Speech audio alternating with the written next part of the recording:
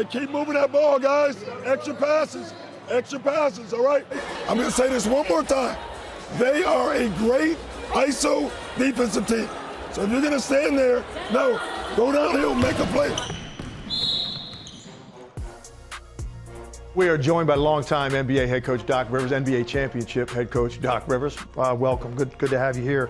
I think the first thing we always start with coaches is just kind of encapsulate last season. Yeah. I mean, obviously a tough ending, not only with losing to the Pacers, but losing Damian Lillard in that series, dealing with injuries throughout the year. So just reassess your year overall with that group.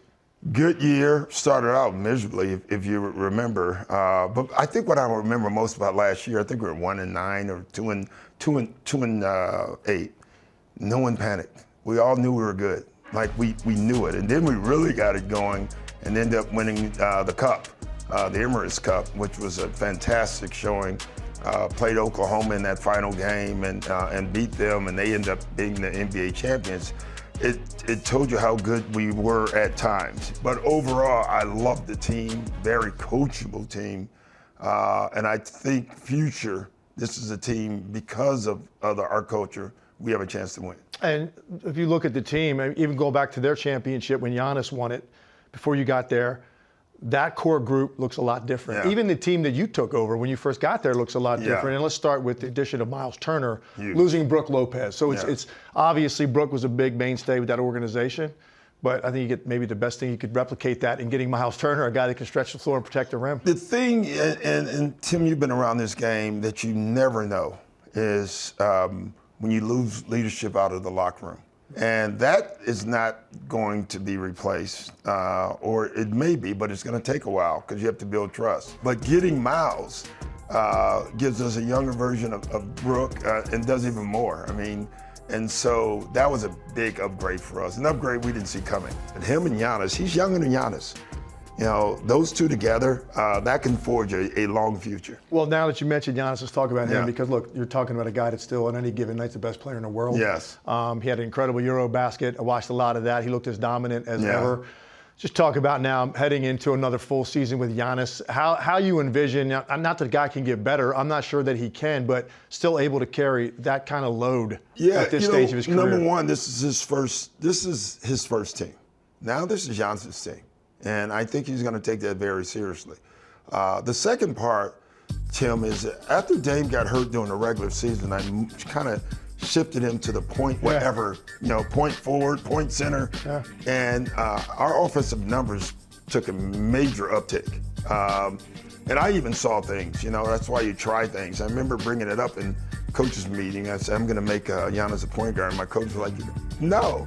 You can't do that. I remember doing a game with you right about the time that was starting out, and you were saying this is what we were going to do, and you had incredible results with it. It was incredible because the best player on the floor had the ball already. That made defenses load more, and so we got so much more weak side action because of Giannis being involved in plays. And so his leadership will be tested this year. This is going to be his first time. Him with the ball more. We're still going to discover new things. I can't wait to get back in the lab with him. He is such a willing participant that it makes you really enjoy coaching. When you look at some of the areas that your team you think can get better and must get better, right? And you're looking at all those metrics, you're looking at all the analytics. One area that kind of stands out is the lack of pace and fast break points, right? Second chance points. What have you done in regards to the roster that you think could make that a little bit better? Everybody, we've gotten younger overnight. We have two guys that are in the top 10 in the league in transition, if you throw it. Kuz and Giannis. Kuz is number 9 in the league in transition. We have to get him in transition. So that's a priority for you That's this a year. priority. Got to play faster. We got to play with pace. And I've always said big pace is better than small pace, meaning big players. We have a big team, and our pace is like a snowball going downhill. It's hard to stop us. And that opportunity, I think, in the East is still there. When you take a look at what Boston's dealing with right now with Tatum, when Indiana loses Tyrese Halliburton, I mean, the opportunity in that window at the top of the East is still there. I'm sure you agree with that. And you have Giannis on your roster. You almost have to think that way. Yeah, I do. Yeah. I do. I mean, we have Giannis and we have Miles Turner. We have Bobby. We have a ton of guys. We have some young guys that have to have bigger years, not better years. The thing I love about our team is our shooting is elite. Yeah. We shoot everywhere. I think we're number one team in field goal percentage, but we were in the middle of attempts. So we want to increase our speed. We want to increase our attempts. That's great. Last one for you, your journey. Yeah. What, this deep into your career, what is it that still on a daily basis you wake up and kind of still gets that adrenaline flowing? Like, where do you get the most reward still at this point in your career from coaching? It's a great question. I would say two things. Winning. I love winning. And then the relationships. And I say this all the time, Tim, with coaches. If you want to be a coach in the NBA, you have to be willing to get your heart broken every year.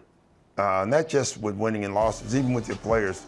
Our job is to pour into our players, just pour into them, love them, teach them, push them. And sometimes that is not returned back. Sometimes they get away from you and they kill you because they're mad at you or whatever, and you don't care about it because 9 times out of 10 they come back to you and they want a relationship again.